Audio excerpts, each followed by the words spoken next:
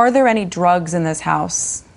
If there Put that down for a second. If there are, you better find them and give them to me immediately. When I'm in bed, I can hear them in bed. Oh, God. Oh, boy. Oh, goody. The shocking scene that changed Two and a Half Men forever had fans talking for years. It wasn't just the show's wild humor that made headlines. The drama behind the scenes was even more intense. From heated arguments to unexpected exits, the real story was happening off camera. What really went down that led to the show's sudden shift? We will explore the controversies and twists that brought this famous sitcom to an abrupt end, changing American television for years to come. When fame and trouble took over. When Two and a Half Men first hit the screens on CBS, it immediately caught the public's eye, shooting its actors into stardom. The main cast, Charlie Sheen, Jon Cryer, and Angus T. Jones, became very popular, thanks to their knack for delivering humor and smart lines that kept audiences laughing. Sheen's character, Charlie Harper, was a rich man who wrote catchy tunes for ads and lived a free-spirited playboy life. This character was a huge part of why people loved the show. The sitcom ran for 12 seasons and secured a spot as one of the most celebrated TV shows, pulling in millions of viewers and standing out as a top performer during its time. But just as the show was reaching its peak, an unexpected turn of events behind the scenes started to unravel everything, hinting at a much darker truth that would soon shake the show to its core. However, not everything was as smooth as it appeared. The set of Two and a Half Men was often filled with tension. Charlie Sheen's life outside of work, which was heavily covered by the media, started to interfere with his job. Angus T. Jones, who played Jake Harper, also made headlines when he publicly criticized the show later in its run. Despite these issues, the show maintained its popularity, though cracks began to show, leading to significant changes that would forever alter its path. Charlie Sheen's portrayal of the laid-back, party-loving Charlie Harper was something viewers couldn't get enough of. As the actor with the highest salary on Two and a Half Men, Sheen played a crucial role in the show's success. The episodes often focused on Harper's lavish and indulgent escapades. But as time went on, Sheen's real life started to resemble his character's unruly lifestyle, marked by public incidents and personal downturns. His marriage to actress Denise Richards broke down around 2005, marking the start of a challenging period for him. This was just the beginning of Sheen's troubles as he battled substance abuse and increasingly unpredictable behavior. Despite these challenges, he managed to keep his act together on set for a while, impressing his co-stars with his ability to perform under pressure. Jon Cryer, in particular, noted how Sheen could turn on his charm and skill in front of the camera, even though his personal life was falling apart. However, his ability to maintain this facade didn't last. Sheen started messing up his lines, forgetting key parts of scenes, and often seemed confused and out of sorts. The respect he once commanded began to fade as his professional life took a hit from his personal crises. The situation escalated when Sheen's off-screen problems started making the front pages. His struggles with substances and his erratic behavior were widely reported, climaxing in a public breakdown in 2011, which included a very public spat with the show's creator, Chuck Lorre. The behind-the-scenes story of Two and a Half Men includes not only its success on television, but also the tumultuous events that unfolded off-screen. From the troubled personal lives of its stars to the controversies that overshadowed its run, the show is remembered for both its achievements and the dramatics that surrounded it. While Sheen's downfall was a public spectacle, the show's legacy as a television favorite remains intact, thanks to its original charm and memorable performances. Sheen's issues off the set became too significant to ignore, worsening as his life fell apart. Many from his circle tried to help, offering guidance and support, but Sheen's stubbornness and refusal to accept help often hindered these efforts. His behavior outside of work started to attract negative attention, including accusations of engaging with prostitutes, facing assault charges, and multiple stints in rehab and anger management programs. A notable event was his arrest in December 2009 in Aspen, Colorado, after an altercation with his then-wife, Brooke Muller. This arrest brought to light Sheen's ongoing battle with addiction, a struggle that continued to plague his personal and professional life. The show had to pause production during its 8th season in 2011 to allow Sheen some time to sort out his issues. However, his path to recovery was fraught with resistance. He refused to stay in rehab and even severed ties with his personal sobriety coach, further isolating himself from those who wished to help. His deteriorating relationship with the show's producers, particularly Chuck Lorre, whom he openly criticized, reached a boiling point. As Charlie Sheen's troubles got worse, the show was about to face big changes that no one expected. The day Charlie Sheen lost it all. Sheen's instability only worsened, leading to intensified conflicts with the producers. His angry outbursts against Chuck Lorre during an infamous interview with TMZ were the last straw for CBS and Warner Brothers Television, who then decided to stop the show's production for the rest of the season. Sheen's continuous public denunciations of Lorre and CBS only added fuel to the fire, deteriorating his relationship with the network further. On the 7th of March 2011, his contract was terminated by CBS and Warner Brothers, citing his behavior and moral issues as the main reasons. While many thought Sheen's unpredictable nature was the main reason for his firing, the studio stressed that his lifestyle had a significantly negative impact on the show. Honk that horn, lady. Wonk, wonk. Honk that horn, lady. Wonk, wonk, wonk, wonk.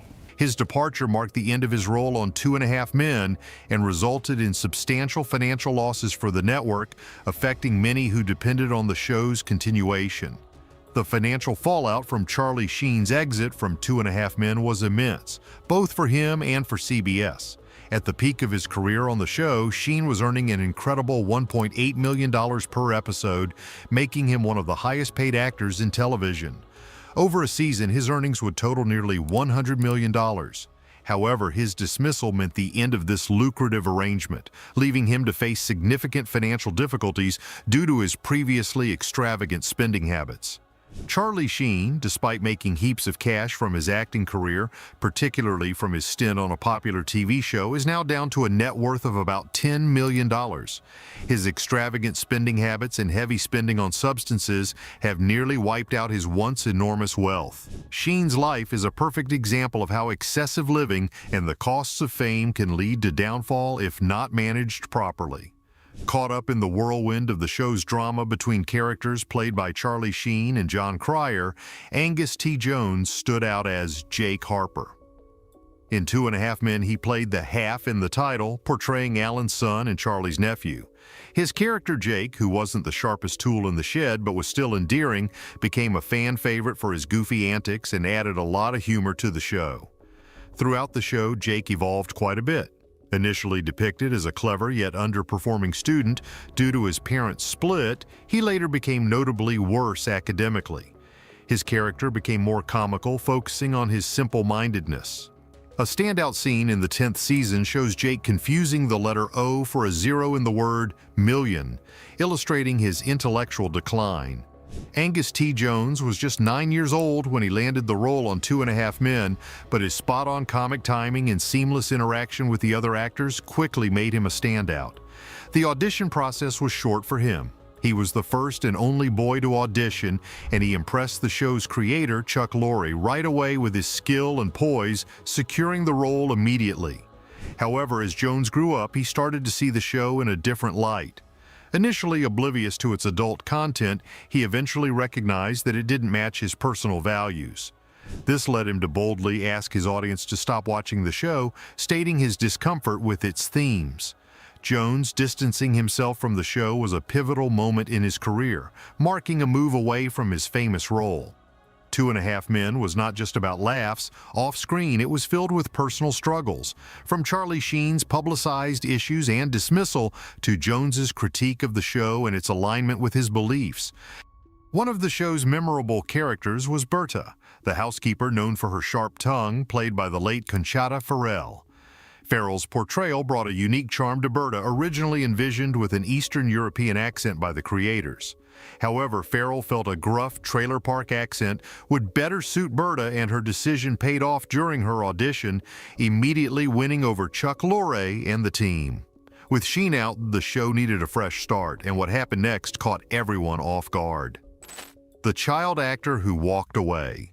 Though intended to be a minor character appearing in just 2 episodes, Ferrell's Berta quickly became a fan favorite, turning her into a mainstay on the series. Ferrell enjoyed the role, appreciating Berta's ability to speak her mind, a quality she admired. Despite a career often in supporting roles, Ferrell's performances were always notable, and her time as Berta left a lasting impact on the series and its audience. If you want to see Ferrell at her best, check out her performance in the Season 1 episode titled Camel Filters and Pheromones. Angus T. Jones portrayed Jake Harper as a cheeky, rough-around-the-edges kid who evolved into a laid-back pot smoker. Off the screen, Jones was deeply religious and held strong moral principles. This contrast came to a head during the show's 10th season when he openly criticized the show's mature content and advised his viewers to stop watching it. His remarks caused a stir and led to significant backlash, but he eventually apologized to his colleagues, acknowledging the show's role in his career even as he stepped away from it. Jones described himself as a paid hypocrite and left the show to focus on his faith, aligning himself with a pastor known for his extreme views. Despite his departure, he made a surprising cameo in the show's final episode, revealing that his character Jake had joined the army, got married, and built a fortune in Las Vegas. His return was warmly received, and he remains cherished by fans for his role. Not many know of Angus T. Jones's troubling family history. His uncle, Eric Eugene Claypool, was sentenced to 99 years in prison for shooting a man in response to past mistreatment. Additionally, Jones's mother, Carrie Jones, faced her own run-ins with the law, arrested in 1992 for assaulting an officer while drunk, and again in 1997 for burglary. She also accused her husband of assault, leading to his arrest while he had been previously arrested in 1986 for possessing a gun without a license. After he left the popular show 2.5 Men, Angus T. Jones decided to lead a more regular life by going to college at the University of Colorado. There, he studied Jewish history. Around 2016, he took a break from his studies to spend some quality time with his younger sibling, Otto, while also moving away from structured religious practices. Focusing more on his own personal development, Jones didn't return to acting on TV. Instead, he started a media company with P. Diddy's son, Justin Combs, in 2015. He popped up briefly in Louis C.K.'s Horace and Pete in 2016 and hinted he might consider more acting roles in the future. It seems like his break from the entertainment industry might not be permanent. Have you spoken to Charlie, though? Do you know how he's doing? I do not. Okay. Thank you, Angus. Sorry to bother you, man. During the early episodes of Season 9, 2.5 Men hit a rough patch because of Charlie Sheen's problems with substance use. Sheen went to a rehabilitation center, and as a result, the show had to stop production with hopes to start again in February 2011.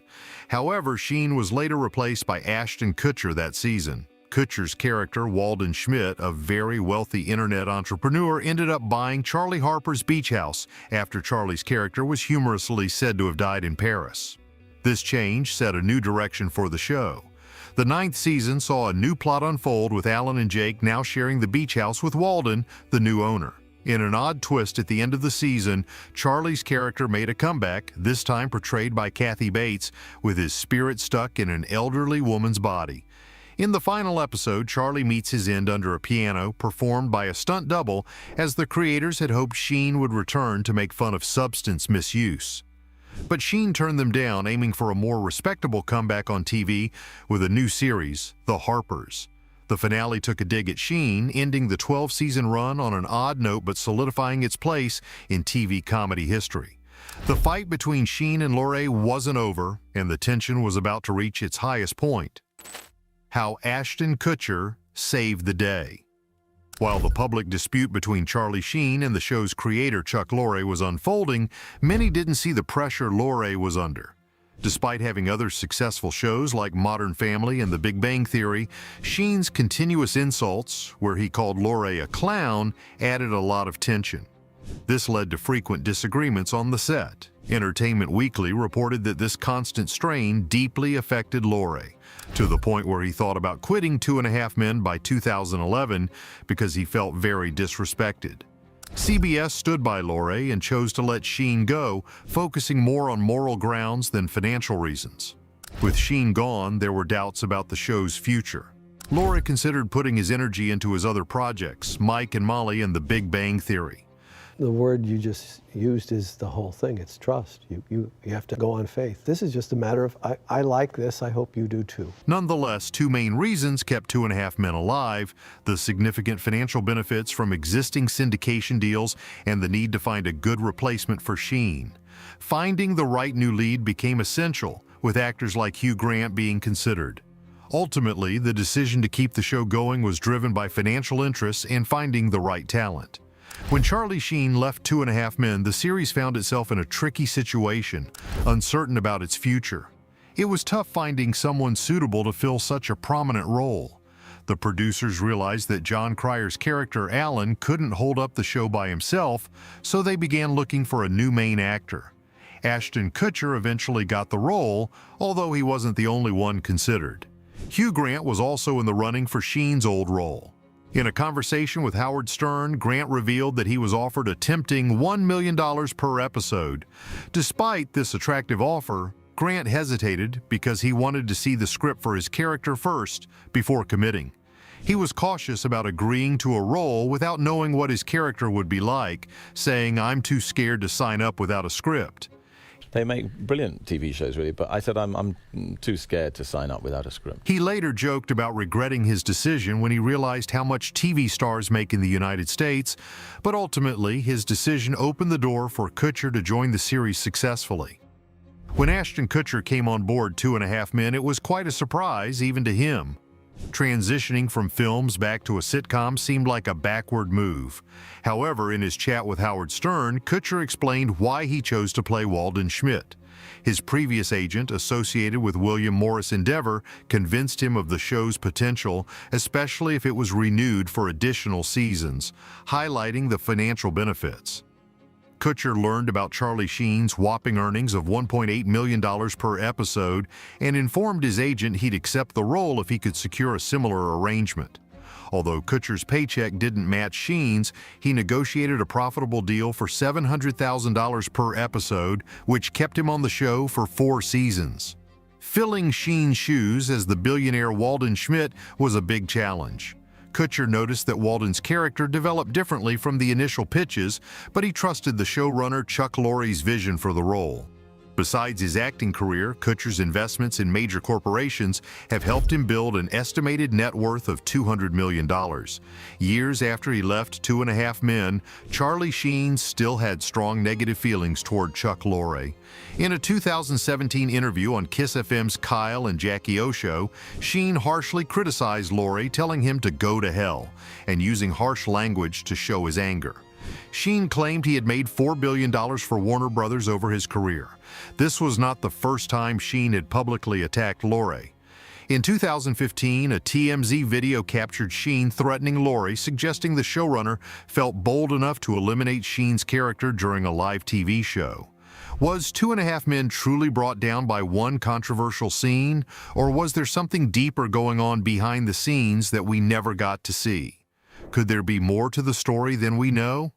Share your thoughts in the comments and let us know what you think really happened. And don't forget to like and subscribe for more.